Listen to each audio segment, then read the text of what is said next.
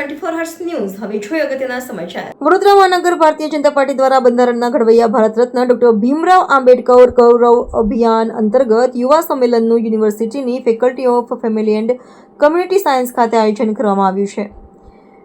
વડોદરા મહાનગર ભારતીય જનતા પાર્ટી દ્વારા બંધારણના ઘડવૈયા ભારત રત્ન ડોક્ટર ભીમરાવ આંબેડકર ગૌરવ અભિયાન અંતર્ગત યુવા સંમેલનનું university faculty of family and community science ખાતે આયોજન કરવામાં આવ્યું હતું। યુવા સંમેલનનું આયોજન કરવામાં આવ્યું હતું। ભારતીય જનતા પાર્ટી વડોદરા મહાનગર ભારત રત્ન દેશના સંવિધાન ઘડવૈયા ભારત રત્ન મહામાનવ ડોક્ટર બાબા સાહેબ ભીમરાવ આંબેડકરજીની 134મી જન્મજયંતિ નિમિત્તે તારીખ 13 થી 25 એપ્રિલ દરમિયાન જુદા જુદા કાર્યક્રમોનું આયોજન કરવામાં આવ્યું હતું।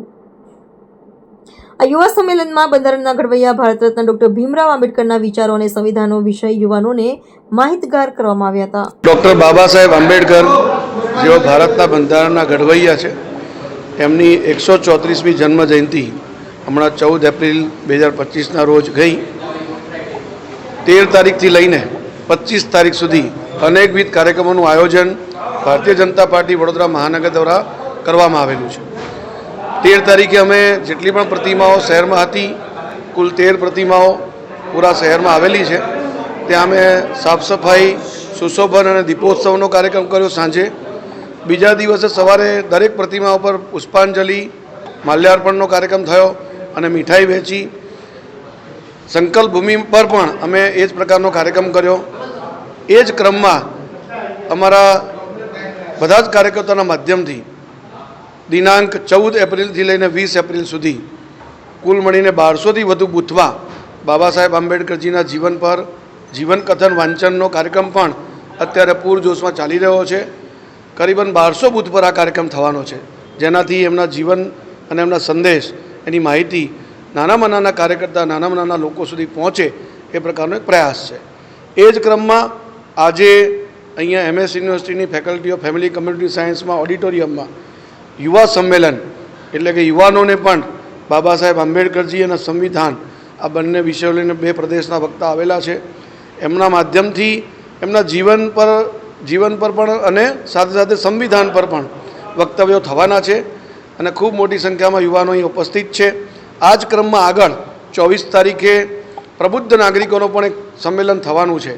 આ રીતે બાબા સાહેબ આંબેડકરજી અને સંવિધાન આ વિષયને લઈને ભારતીય જનતા પાર્ટી વડોદરા મહાનગર દ્વારા અનેકવિધ કાર્યક્રમનું આયોજિત કરવામાં આવ્યા છે।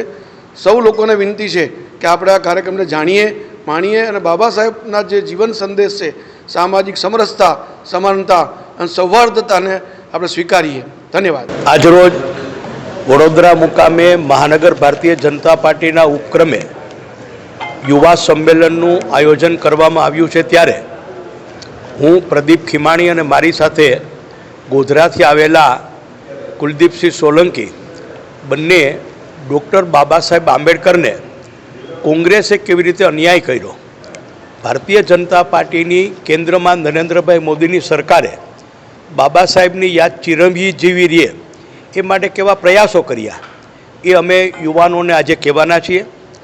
સાથે સાથે કોંગ્રેસે બંધારણ સાથે જે ચેડા કર્યા છે, જેની યુવાનોને જાણકારી નથી હોતી, એટલે આજે એમની પણ માહિતી અમે આપી અને ભારતીય જનતા પાર્ટીની સરકારે બંધારણમાં જે કાંઈ નાના મોટા ફેરફારો કર્યા છે, દેશ હિતમાં કર્યા છે, એ વાત પણ આજે અમે કહેવા માટે આવ્યા છીએ।